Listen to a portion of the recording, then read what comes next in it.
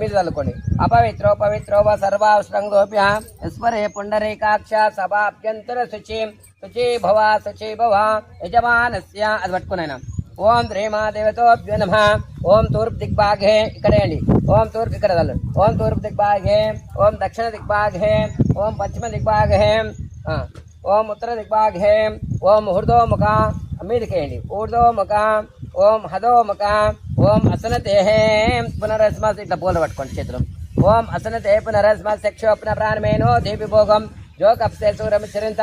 ఇక్కడికి వెళ్ది జోగప్సేసు రమచరింత మనమదేముడి యానసస్తే అమృతమైపోన చెంబులు వేసుకున్నాను. అమృతమైపోనట్టు అనుకోండి. అమృతమైపోన అమృతమాపోనపాన యథస్థానం ఉపహాయతే. శిరో భవ అనండి. శిరో భవ, వరదో భవ, సుముఖో భవ, సుప్రసన్నో భవ, సుస్థిరాసనం కురు. ఆ గణపతిని ప్రార్థన చేసుకోండి. ఓం గణానాం త్వా గణపతి